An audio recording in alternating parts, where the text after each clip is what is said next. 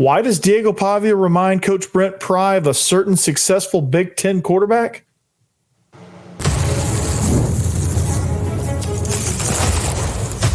You are Locked On Vandy, your daily podcast on the Vanderbilt Commodores, part of the Locked On Podcast Network, your team every day.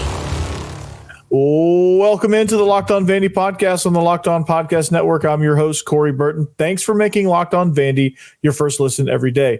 We are free and available wherever you get your podcasts and on YouTube as a part of the Locked On Podcast Network, your team every day.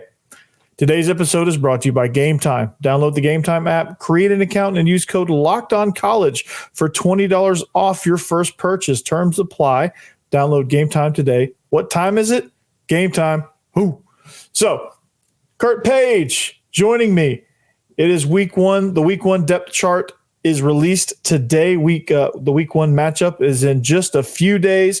The secondary is filled with veterans. The trenches are set on both sides, offense and defense. And even though the official announcement of quarterback one has not been made, Diego Pavia is likely the starter. It has a little or on it, but he nonetheless reminds Virginia Tech head coach Brent Pry of Trace McSorley, which is a very high compliment. Kurt, do you see that comparison? What do you think about that comparison? I'm fired up about that. That's a huge comparison. That's a huge comparison. I think it's a great compliment. He would know that Penn State when that kid was quarterback there. He's got a very competitive side to himself, like Diego does. So that's a great comparison. I like it a whole bunch, and I hope it fits 100%. Yeah, I do too. I mean, I think the plays that he's going to make are very similar. I think the toughness is really kind of what stands out. Yesterday's episode, even though it was filled with a couple of mistakes, and the Virginia Tech fans let me know about it, but he brings the intangibles that he's going to bring are the keys to this matchup. And I think that, when you look at McSorley and how he played at Penn State, it's almost like at times he just took the team on and put them on his back and just marched them down the field in big moments. And, he was a problem solver. He was a leader, a coach on the field. Pavia has all of those qualities. That, I think, if Vanderbilt's going to get over the hump in this game, I think that's what it's going to take. Yeah, off-schedule plays, the kid's going to make some big plays. Off-schedule, things aren't going well, maybe getting out the back door on a pass or front door exit, as far as reading what he's supposed to be reading. Maybe it's an RPO. Maybe it's a run option, Maybe there's some things there built in where we're doing some power reading. You mentioned day one. That's his favorite thing to do. And, that's an effective play. That's an effective play to get on the corner with speed from the backfield position or bringing a guy in motion using what speed that we do have in space. So he's going to make some great plays. And you know what? It's going to be a thing where we're going to see the offense evolve that whole game and facing a very, very stringent defense as a defensive head coach, as he is at Virginia Tech. So we got a work cut out for us, but it's exciting times to be a Vanderbilt Commodore. Oh, absolutely. And at Virginia Tech, man, they bring about as big of a challenge as you can get. They return 20 guys with starting experience on both sides of the ball defensively. Their front seven is as good as anybody in the country. They led the conference. They led the ACC, or they were in the top two in the ACC in sacks, tackles for loss, all the big categories, total defense, things like that. Their secondary, although they didn't get a lot of interceptions, they're very good. They sent a couple of guys to the league, but I guess if you had to look at a weakness on this team, that's probably it. But it's a bit of a stretch to say weakness. But I know the run game is super important, but to me, they're going to have to hit some of these passes down the field if they're going to back Virginia Tech off. Absolutely. I think you hit right on the head, top of the head there. If we the balls go downfield and pressure those guys to where they're not always forward and they're able to have to redirect in the secondary, at the safety position, at the corner position, inside out, if we can make them push them back a little bit with some threats. And by doing that, then we can maybe take a shot here or there. But I see us being a very productive offense. I see us one as controlling the tempo, controlling the game. If it's 17-14 game going into the fourth quarter. Either way, I love our chances, and that's the type of ball games we're going to have to play. And that's the type of games that are winnable for Vanderbilt. And in history times, that's the way we won football games. It's been a back and forth defensive battle, playing tough together, and then making some plays and making some smart plays and doing those type of things. Since James Franklin was the coach, we had some excellent 9-10 win seasons. Yeah, absolutely. And winning ugly is going to be a staple here, man. And and winning ugly is greater than losing pretty to me. Obviously, I don't care how bad we look as long as we win. I know that's pretty difficult to say, but so yeah, one of the things I noticed about the depth chart too is I think it's important to get guys around Pavia that have built good chemistry with him. And one of the guys he built chemistry with immediately is slot receiver Richie Hoskins, who, after all these transfer portal guys came in, I was dead set on he was pushed pretty much out of the depth chart. He wasn't going to get any time. He gets the nod at the slot. So if they go 3 receiver sets, he's going to be the slot guy. And that's a pretty big deal. And I think that's, his skill set is, he's very reliable, very good route runner, intelligent, understands, spacing, things like that. Tough kid, got some pretty good quickness to him. I don't think his downfield speed is all that, but I don't think that's what they need him to do. But Richie Hoskins is kind of like that safety net for him. And I think that's important to have at the wide receiver spot. Well, I think that's a great point. The guys, they have what it takes. They've been through these battles before. They know what each other's thinking. I mean, what better thing to have than being on a big show on a Saturday in the SEC, to have your coordinator, your former head coach, your former slot receiver, a running back or two, familiarity for yourself, and to know the design of the offense. I think we're going to be very, very, very competitive. And from the start, we're going to be competitive. I see us taking some first downs. I see us being able to be in charge of how we want to dictate the game. Are we going to attack it from an RPO? Are we going to attack it more?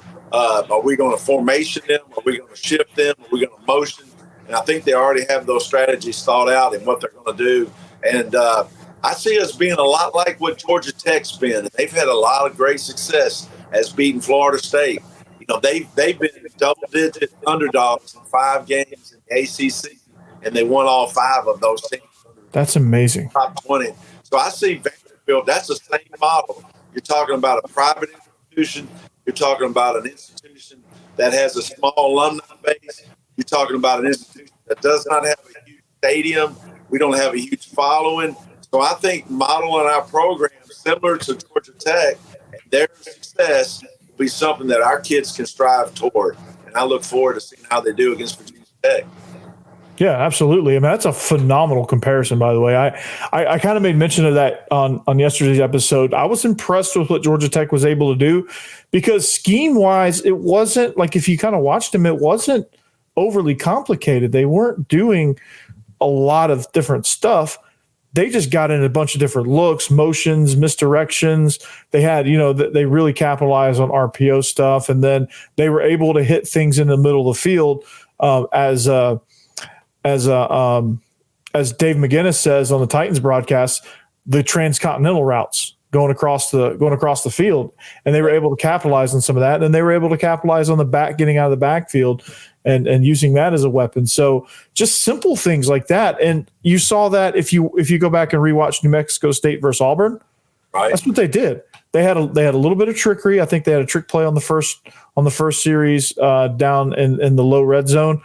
But other than that, it was all misdirection, RPO, motion, things like that. And I think you're going to get a lot of that, especially with a strong and quick side on the offensive lines, which we're going to talk about here in just a second. I think you're going to get a lot of counter, a lot of power stuff, a lot of pulling and things like that. Georgia Tech put on a counter clinic, man, and it was outstanding. Buster Faulkner was cooking.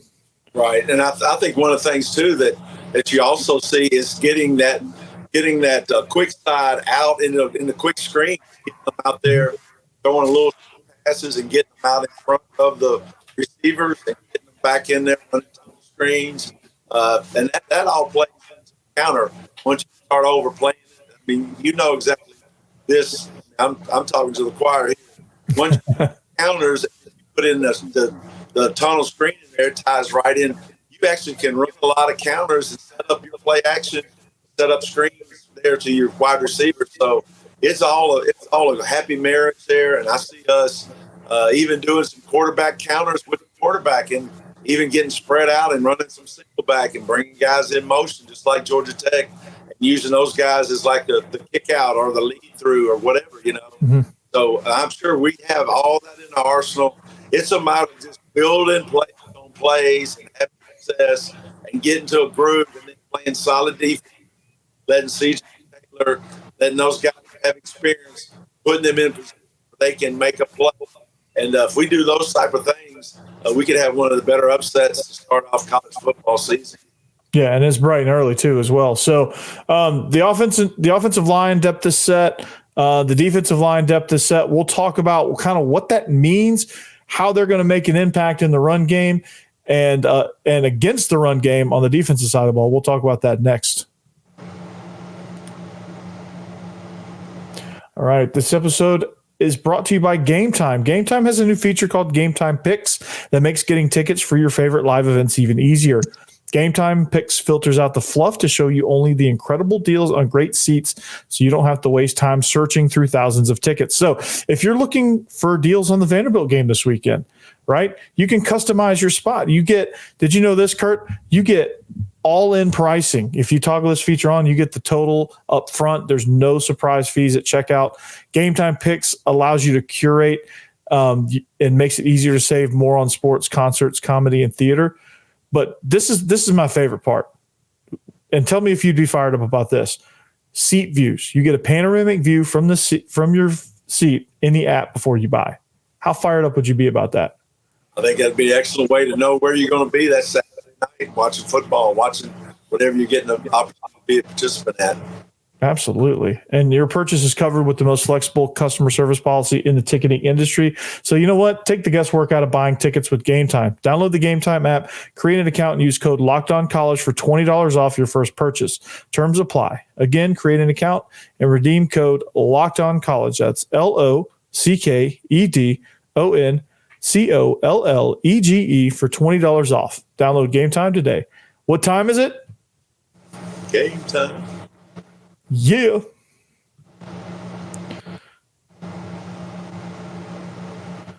All right. Welcome back. Welcome back.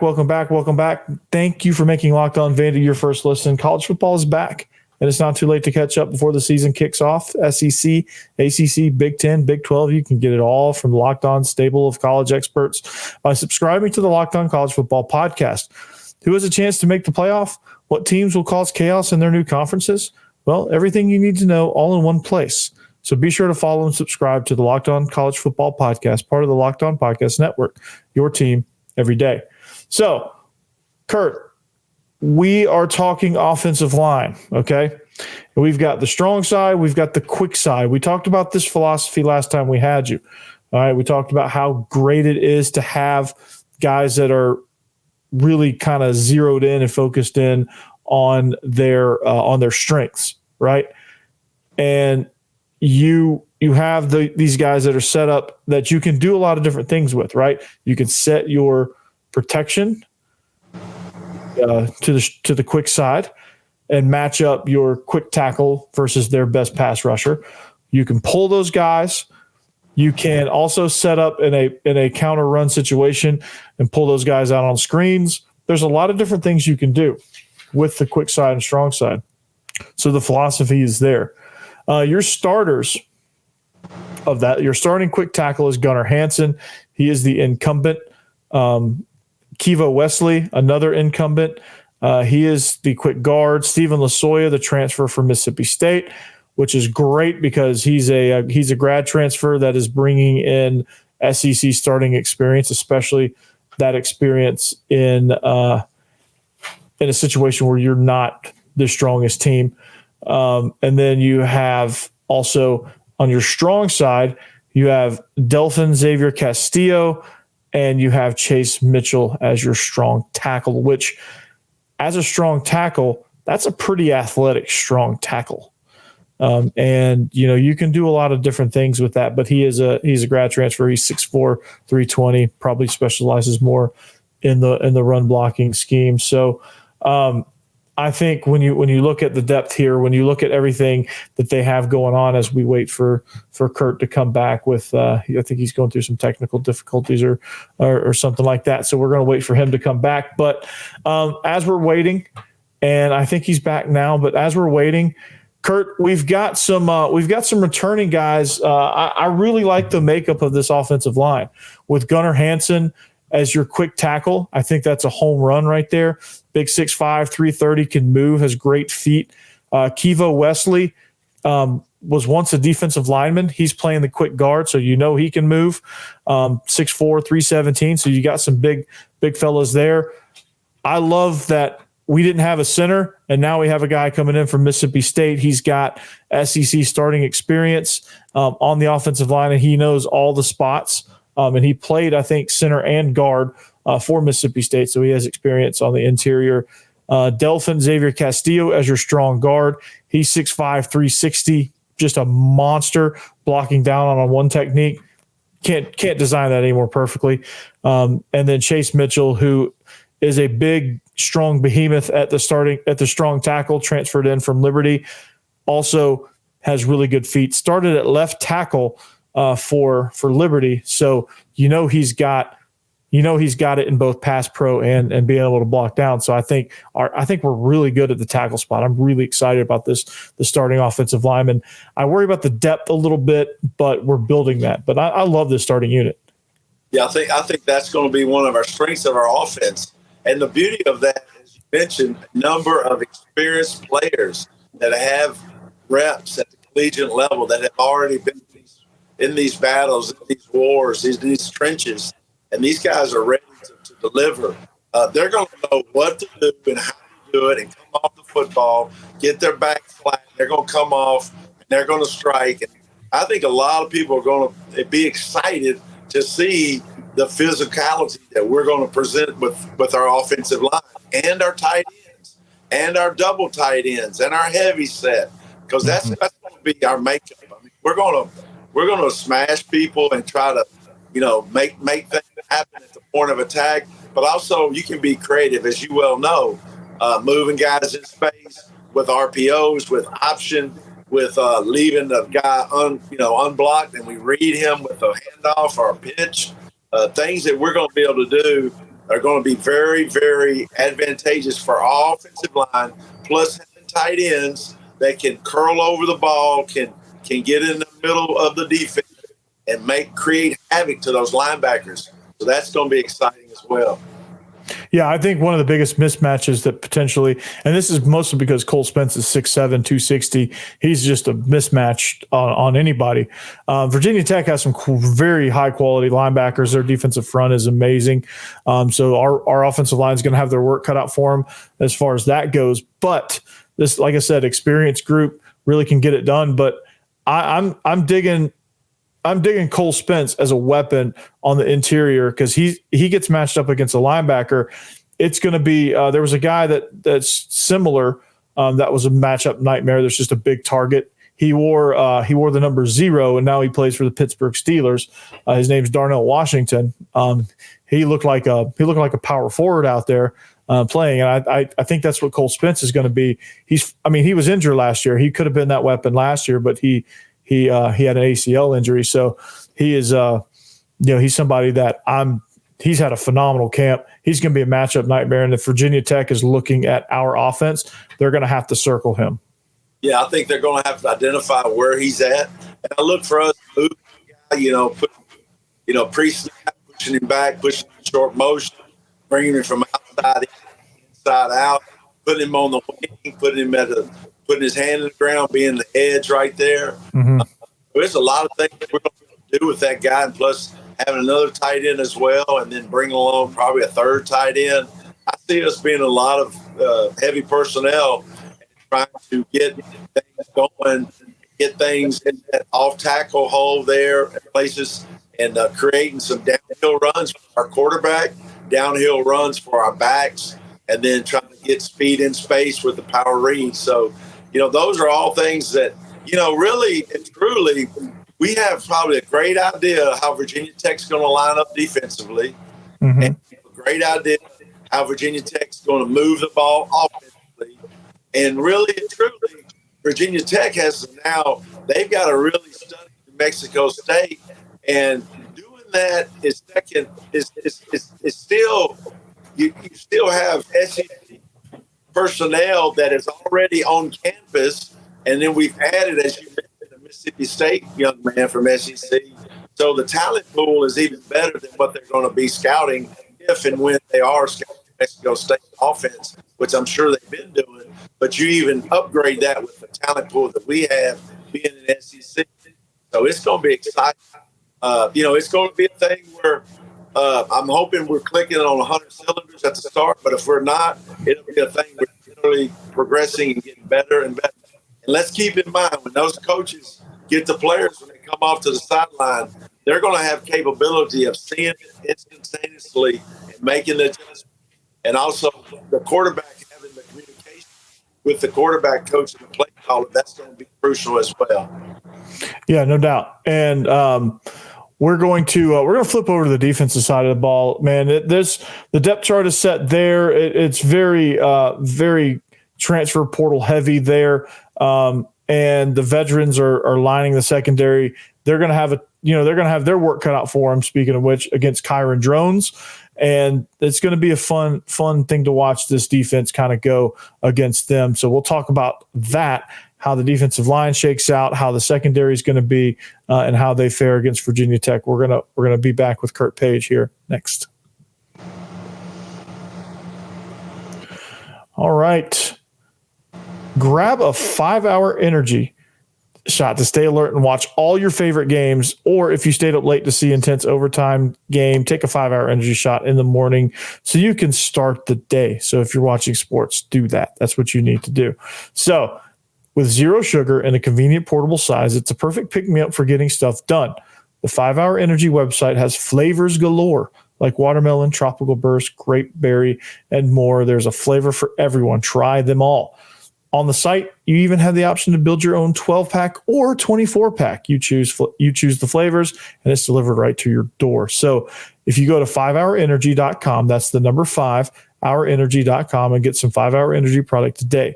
You can use my promo code LOCKEDONCFB and receive 20% off your order. This offer is only valid until September 30th on one order and cannot be used on with other promotions. This code is not good on subscription orders. So go to 5hourenergy.com today. That's the number 5, hourenergy.com today.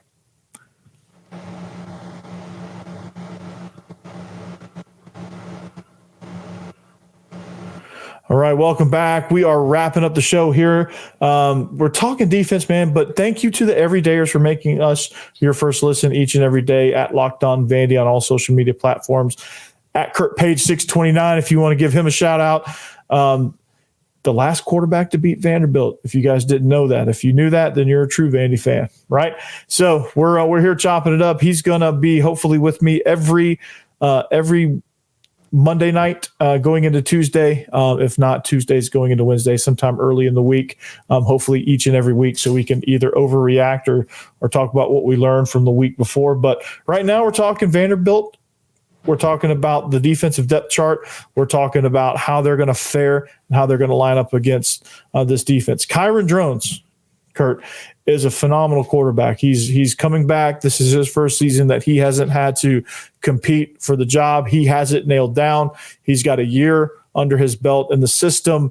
He's got a lot of guys to throw to. He has a lot of experience. However, Vandy's defense is the strength of this team. They're led by transfers Corday Sidnor and Zaylen Wood on the defensive line. Langston Patterson, Brian Longwell at the inside linebacker spots. And then in the secondary, they've got veterans all over the place. They're starting DeRicky Wright, who I guess you could say he's a transfer, but he transferred out and never really went to A&M and came back. CJ Taylor, of course, the star back there. Then Colby Taylor, the big transfer from Wyoming, which as soon as he committed, I was like, that's a starter. He's 6'4". He's long. And he's just intimidating. Like, he's just a force out there. You just throw him out there and you look out and say, okay, I'm going to have a hard time throwing against that because he's just big and imposing. So, like, what stands out to you about this defense? I mean, we've got stars everywhere and experience. Yeah, well, I think the number one thing, and we've hit on it numerous times, Clark Lee's calling the defense. Clark will make the adjustments, and we're looking forward to seeing him get back to work. And I know he's looking forward to it as well. I'd say the big thing I see for our team will be CJ Taylor making play on the pass rush, in the coverage game, in the back end, getting everybody straight. So we don't have any busted coverages. I see him being the quarterback of our defense, and I see him being all SEC material. I see him playing in the Super Bowl. I see him being a high draft pick, and I see all that happening because of the success we're going to have defensively. It's going to be a gradual thing we're going to build. I don't know if we're going to make a lot of 3 and outs at the start of the game, but I bet you one thing: we're going to be playing at the best. We're going to be playing our best football game at the end of this first game than we are at the start. I promise you that, because Taylor has the experience. He has the wherewithal. And think about this: he decided to stay because Clark Lee became the defensive coordinator again. That's why he wanted to stay, because he knew how great the safeties that this guy's coached over his college coaching career has developed them for the NFL. And so CJ's way to do that, to pay it forward, is to play like an all-SEC defensive back, and I believe he will. Yeah, absolutely. And I think Clark Lee understands what kind of versatile athlete he has in CJ Taylor, and he's going to absolutely love that. He's going to be able to play, and he's got a really talented – I mean, he was a preseason freshman All-American with Dante Carter, so he brings a lot of speed and a lot of athleticism to that spot as well. And he's most definitely going to rotate in, but what you have in CJ Taylor, somebody who can move everywhere. DeRicky Wright's kind of your bigger physical guy that can play that's athletic enough to play in the back end, and then Randon Fontenette's going to be the star position, who's going to be that kind of hybrid outside linebacker, line of scrimmage type safety that can kind of cover some slot guys. He's good enough to cover slot guys, and just kind of provides matchup problems for them because he's physical, long, things like that. So this defense is going to be the one word I use to describe this defense is disruptive. Yeah, I think that's a great way to describe him. I think that will be the brand of defensive football that we're going to be playing. That was the brand he coached at Notre Dame, defensive coordinator. That's what he was doing at his other job at Duke, UCLA, all places. He's been afforded the opportunity to coach defensive football. So disruptive is what we need to be known for, because if you can puncture offenses at where they are weakest, then it makes them become vulnerable in those spots. You know where you want to blitz, who you want to attack, what personnel group, what tendencies they're going to have. And I know we've got them scouted 10 times out that we're ready to go. I promise you. Real quick, Kurt, how do you stop Kyron Jones? Well, I think the best thing to do is put hands on him. We're going to have to make sure that he understands that, we're going to put pressure, and we're going to have things we're going to be able to cover and make guys not make him comfortable, get him off his spot, make him move, make him do things he does not want to do. Absolutely. That's a perfect way of getting after him. I think if you can get him out of his rhythm, that is a perfect way to go. So midweek, how we feeling? Here's the betting lines right here. Vandy is 13.5-point dogs. The over-under has dropped. It was 51.5 when the line first came out. Now it's 48.5 is the over-under. What are we thinking here? Well, I think the thing is Diego and the offense is going to control the football, and we're going to get multiple first downs and ultimately some touchdowns. And I think that's going to as you said earlier, we're going to have to embrace winning ugly. And that's a beautiful thing, 17-14. winning at 24-17, those type of scores, I don't see it being, 4 or 5 touchdowns by each team. I don't see that happening. I see both teams having strong defenses and both teams playing field position. So now the kicking game is impacted, and that's something that we're going to have to make sure that we're solid in that phase of the game. That could be a game changer. Oh yeah, for sure. So, well, that's going to do it for us here on the Locked On Vandy podcast on the Locked On Podcast Network. Kurt, it's as always a lot of fun, and we have to make sure we get you back every week. So, look forward. Just want to wish them good luck. And look forward to seeing them playing Saturday, August 31st, Virginia Tech. All right. Hey, and your Prattville Lions, man, y'all are killing it, man. Yeah, we've started really good. We defeated Pike Road. They had 11-win season last year, and so we're off to a really good 1-0 start. We have a arch rival game coming up with Stanhope Elmore this Friday night. So we're looking forward to playing and being successful again. So thank you for all the encouraging words and all the support. Absolutely. Well, hopefully Prattville's 2-0 after when you flip on that Vanderbilt game on Saturday. So until tomorrow, we'll catch you. Behave yourselves as always. Anchor down. Anchor down.